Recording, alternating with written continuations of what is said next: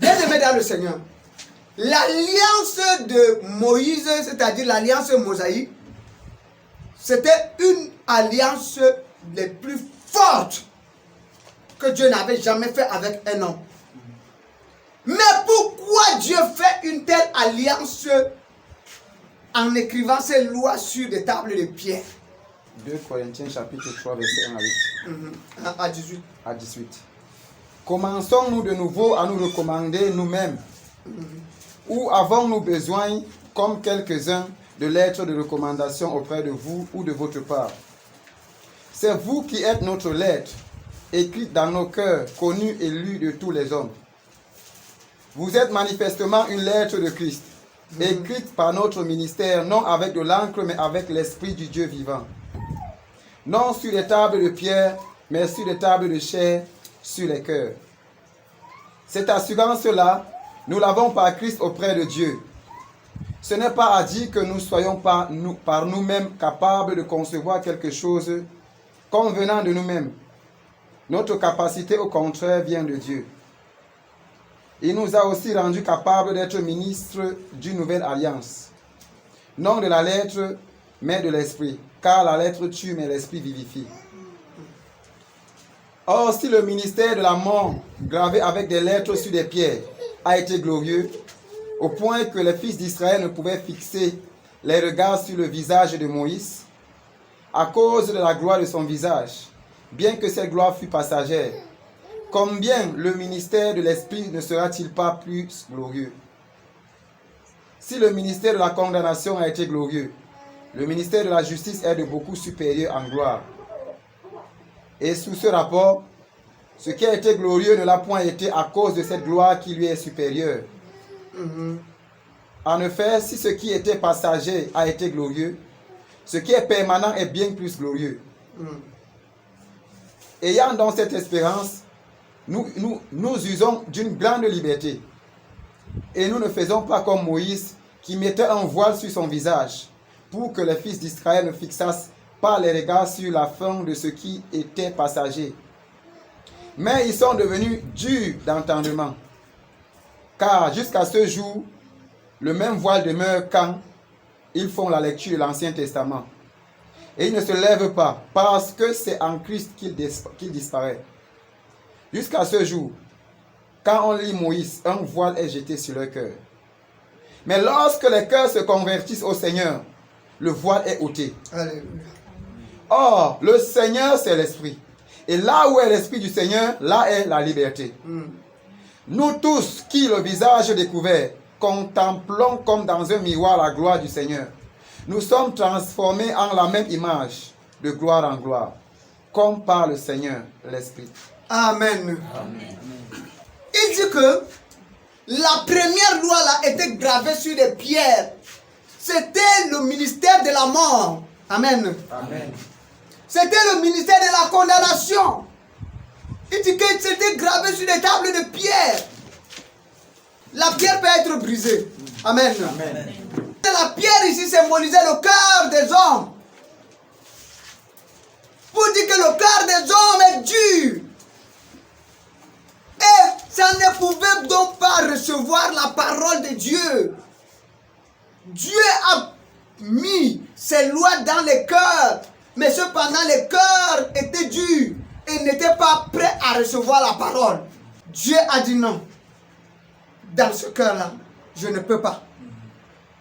Il dit que je t'airai des cœurs de pierre et je leur donnerai un cœur nouveau, un cœur de chair. Amen. Amen. Amen. Amen. Oui. Parce que Dieu a essayé. Il s'est rendu compte que le problème n'était pas la loi. Mais le problème c'était les cœurs. Le problème c'est que la loi était inscrite sur des tables de pierre. Quelque chose de dur. Il fallait quelque chose de souple pour recevoir la parole. Mais les cœurs étaient tellement durs. Amen. Amen. Oui. La première alliance. C'est une alliance qui a été faite sur la base des cœurs durs.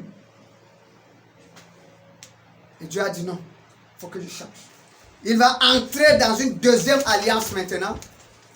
L'alliance de la grâce. Le propulseur de cette alliance, c'est Jésus-Christ. Amen. Et la Bible dit que, car jusqu'à ce jour, quand ils lisent l'Ancien Testament, un voile est jeté dans leur cœur. Un voile est jeté dans leur cœur. Moïse descend de la montagne avec la gloire sur son visage. Le peuple dit que non. Cache-nous ça. On ne veut pas. Dieu descend sur la montagne pour parler au peuple. Le peuple dit à Moïse qu'on ne veut plus jamais écouter sa voix, on va mourir.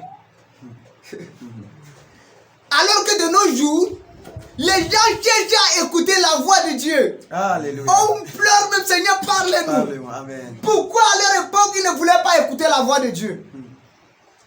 Mais à cette génération, nous voulons écouter la voix de Dieu. Pourquoi? Parce que nous avons reçu un cœur nouveau. Amen. Amen. Amen. Nous avons reçu un cœur nouveau. C'est ce cœur-là qui nous attire vers le Seigneur. C'est ce cœur-là qui nous donne envie de chercher les choses du Seigneur. C'est ce cœur-là qui nous donne envie de demeurer dans la présence du Seigneur. Voilà pourquoi tu peux avoir ton voisin, il n'a pas les mêmes goûts que toi. Il se demande que, mais Véronique, il n'y a pas d'église à côté de toi ici. Chaque jour, là, tu parles. Là-bas, là, Véronique, tu trouves même quoi là-bas? Véronique, moi, je ne sais pas. Tu as même vraiment... Tu aimes dépenser quand même, hein. Frère, là. Tout simplement pourquoi? Parce que vous ne voyez pas les choses de la même façon. Lui n'est pas attiré par les choses de Dieu. Parce que il ne connaît pas encore le Seigneur. Amen. Amen. Mais lorsque les cœurs se convertissent au Seigneur, le voile est ôté. Amen. Or, le Seigneur, c'est l'Esprit. Et là où est l'Esprit du Seigneur, là est la liberté. Amen. Amen. Il dit que nous tous, à visage découvert, contemplons comme dans un miroir la gloire du Seigneur. Amen. Amen. Bien aimé, regardez, dans le ministère où nous sommes aujourd'hui, regardez comment nous contemplons la gloire de Dieu.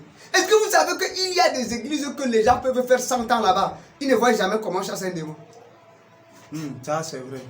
Donc le fait que toi-même tu vois comment le démon pleure, tu vois comment on chasse un démon, est-ce que tu sais que c'est la gloire de Dieu? Amen. C'est la gloire de Dieu, je vous dis la vérité. C'est la gloire de Dieu. Il y a des ministères où si tu dis à quelqu'un qu'on chasse les démons, il va dire que tu mens. Parce que dans sa théologie qu'on lui a appris, dans son église où il est resté pendant 20 ans, 40 ans, 50 ans, il n'a jamais vu ça.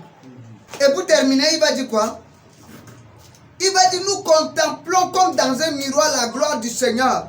Nous sommes transformés en la même image de gloire en gloire, comme par le Seigneur l'Esprit. Amen. Amen. Oui. Il dit, nous contemplons comme dans un miroir. Pourquoi il parle du miroir ici?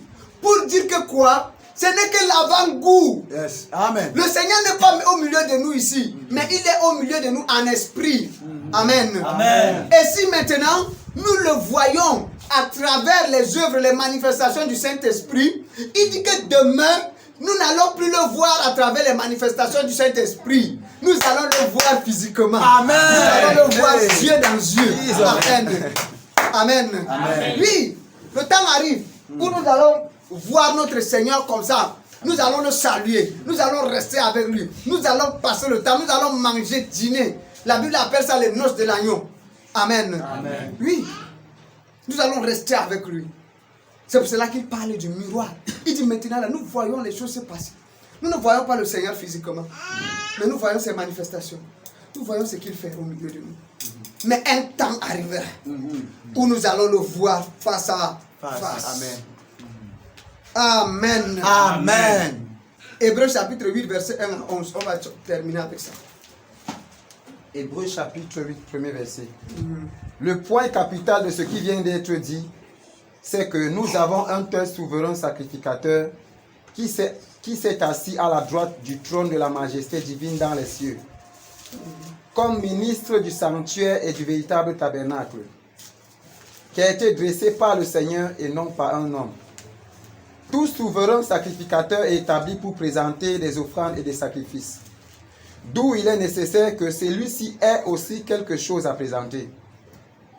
S'il était sur la terre, il ne serait pas même sacrificateur, puisque là sont ceux qui présentent les offrandes selon la loi, lesquels célèbrent un culte, image et ombre des choses célestes, selon que Moïse en fut divinement averti lorsqu'il allait construire le tabernacle.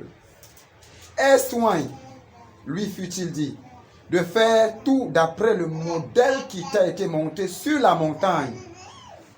Mais maintenant, il a obtenu un ministère d'autant supérieur qu'il est le médiateur d'une alliance plus excellente, qui a été établie sur de meilleures promesses. En effet, si la première alliance avait été sans défaut, il n'aurait pas été question de la remplacer par une seconde, car c'est avec l'expression d'un blâme que le Seigneur dit à Israël: voici les jours viennent, dit le Seigneur, où je ferai avec la maison d'Israël et la maison de Juda une alliance nouvelle, non comme l'alliance que je traitais avec leur père, le jour où je saisis par la main pour les faire sortir du pays d'Égypte, car ils n'ont pas préservé dans mon alliance. Et moi aussi, je ne me suis pas soucié d'eux, dit le Seigneur. Mais voici l'alliance que je ferai avec la maison d'Israël. Après ces jours-là, dit le Seigneur, je mettrai mes lois dans leur esprit, je les écrirai dans leur cœur, et je serai leur Dieu et ils seront mon peuple. Aucun n'enseignera plus son citoyen, ni aucun son frère, en disant, connais le Seigneur, car tous me connaîtront, depuis le plus petit jusqu'au plus grand d'entre eux, parce que je pardonnerai leurs iniquités et que je ne me souviendrai plus de leurs péchés. En disant une alliance nouvelle, il a déclaré la première ancienne. Or, ce qui est ancien, ce qui a vieilli est près de disparaître. Amen. Amen. Amen. Amen. Voilà donc la nouvelle alliance dans laquelle nous nous trouvons. La nouvelle alliance dans laquelle nous nous trouvons, c'est l'alliance de Jésus-Christ. Amen. Amen. Oui. Quand on dit que il y a un nouveau décret, le nouveau décret annule l'ancien décret. Amen. Amen. Une nouvelle alliance annule l'ancienne alliance. Amen. Un nouvel arrêté annule l'ancien arrêté. Amen. Amen. Oui, c'est pour dire que l'alliance que je fais avec vous à compter d'aujourd'hui, désormais, si on dansait étant debout, maintenant désormais on doit danser étant assis. Ça veut dire qu'on ne veut plus voir les gens danser debout. C'est ce que ça signifie. Amen. Amen. Amen. Oui, il dit qu'une alliance nouvelle. Et le patron de cette alliance s'appelle ici Jésus-Christ. Amen. Amen. Amen. Oui, la Bible dit qu'il a obtenu un ministère d'autant supérieur qu'il est le médiateur d'une alliance plus excellente. Amen. Oui, il est le médiateur d'une alliance plus excellente. Et c'est l'alliance dans laquelle nous sommes aujourd'hui. Bien-aimés, nous sommes des privilégiés. Amen. Amen. Oui. C'est un contrat. Et le contrat, donc, Dieu va nous dire que il va nous donner son esprit. Mais cependant, tu aimeras l'Éternel ton Dieu de tout ton cœur, de tout ton âme, de tout ton être et de toute ta pensée. Amen. Et la deuxième chose, tu aimeras ton prochain comme toi-même. Il dit que tout ce que Moïse a donné, les 10 commandements, là, se résume dans les 2 commandements-ci. Si vous gardez ma parole et que ma parole demeure en vous, demandez tout ce que vous voudrez et cela vous sera accordé. Amen. Jésus va dire, je suis le chemin, la vérité et la vie. Nul n'ira au Père sans passer par moi. Amen. Amen. Amen. Il va dire que si vous m'aimez, gardez mes commandements. Et mon Père aussi vous aimera. Amen. Amen. Amen. Oui. Donc Dieu, la Bible dit que les commandements de Dieu ne sont pas difficiles, ne sont pas durs. Il te demande une chose, de l'aimer et d'aimer ton frère. Si tu aimes ton frère, tu ne vas pas voler sa femme. Ça c'est vrai. Si tu aimes ton frère, tu ne vas pas voler son bœuf. Si tu aimes ton frère, tu ne vas pas lui faire du mal. Si tu aimes ton frère, tu ne vas pas jalouser. Tu ne commettras point d'adultère. Oh, tu ne tueras point. Tu ne feras point ceci là. C'est parce qu'on n'aime pas. C'est vrai. Si on aime qu'une personne, on ne peut pas tuer la personne. Amen. Et la Bible va continuer à dire que vous êtes des menteurs. Vous dites que vous aimez Dieu, que vous ne voyez pas, mais vous n'aimez pas votre frère que vous voyez. Est-ce que c'est possible? Impossible. On commence à voir Dieu en notre frère. Alléluia. Amen. Quand tu vois ton frère, tu le vois à l'image de Dieu et à sa ressemblance, tu commences à aimer Dieu. Amen. Amen. Amen. On commence à aimer son prochain. Quelqu'un a dit que l'homme naît entre les mains des hommes et s'en va entre leurs mains. Donc ça veut dire que la première personne que quand tu nais là, ce n'est pas Dieu que tu vois d'abord ta mère. Alléluia. Amen. Amen. On te montre Dieu après. C'est ta maman que tu vois. Si tu n'arrives pas à aimer cette maman-là, tu ne pourras pas aimer Dieu. Amen. Amen. Si tu n'arrives pas à aimer les gens qui t'ont fait grandir, qui t'ont porté, qui ont fait ceci, tu vas aimer quel Dieu? Ce n'est pas possible. Amen. Amen. On commence à aimer son prochain avant d'aimer Dieu. Amen. Amen. Et dès que tu aimes ton prochain et que tu le vois à l'image de Dieu, tu vas aimer Dieu de tout ton cœur. Les gens qui n'aiment pas les hommes qu'ils voient, regardez dans leur amour, ils n'arrivent pas à aimer Dieu aussi. Ou bien ils aiment Dieu avec hypocrisie. Ça a toujours été comme ça. Et Jésus va venir leur dire que vous respectez les traditions de votre père et vous les considérez comme la parole de Dieu. On appelait ça la loi orale. L'alliance de Dieu avec Israël, la première alliance que Moïse a eue, c'était avec le peuple d'Israël. Et Jésus passait tout son ministère sous la loi. Et Jésus a respecté la loi. Est-ce que vous savez que Jésus priait comme les Juifs? Il connaît le front au sol. Est-ce que vous savez ça? Oui. Jésus priait, il connaît son front. Est-ce que vous comprenez? Parce que quand Jésus était là, l'église n'était pas encore née. Est-ce que je vous ai expliqué, non? Oui. Ou bien l'église n'avait pas pris corps. C'est le jour où il est mort sur la croix qu'il a enfanté l'église. Amen. Et c'est le jour où Pierre s'est levé et a prêché. 3000 personnes sont venues en Jésus. C'est ce jour-là que l'église a pris corps. Parce que l'église est née à la croix. L'église a pris corps le jour de la Pentecôte. Amen. Donc c'est pour cela que vous allez voir, Jésus respectait la loi.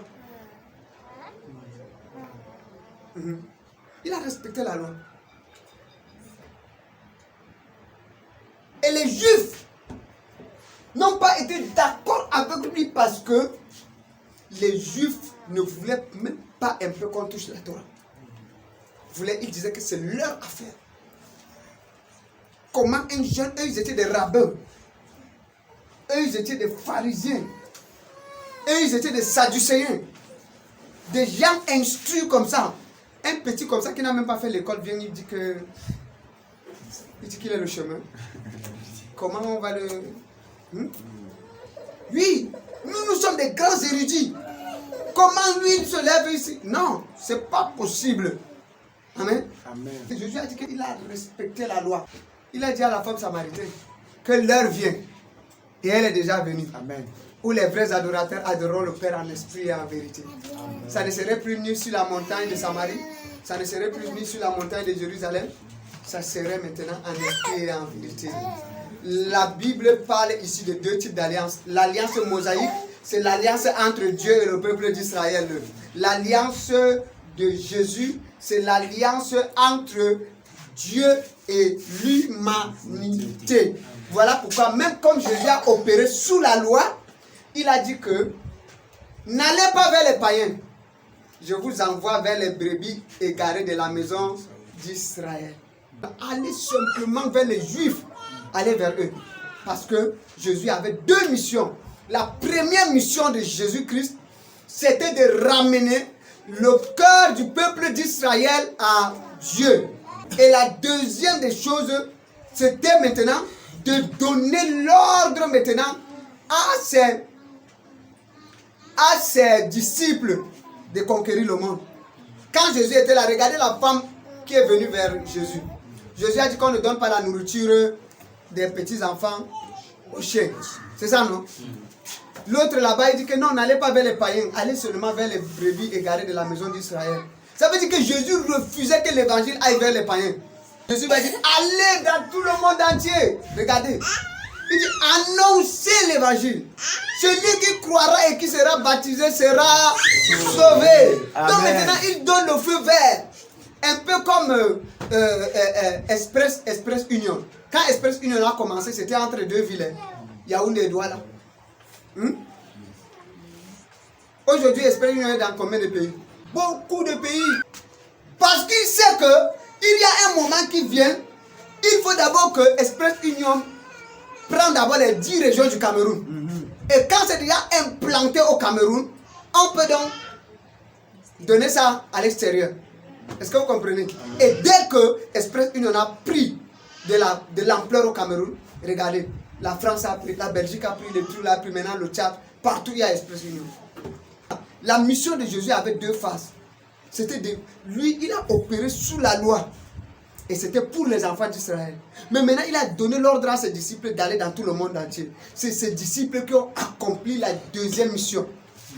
Est-ce que vous comprenez? Amen. Oui. Et c'est grâce à eux qu'aujourd'hui, nous avons l'évangile. Ils sont arrivés jusqu'à nous. Philippe, le premier qui est venu évangéliser en Afrique, s'appelle Philippe.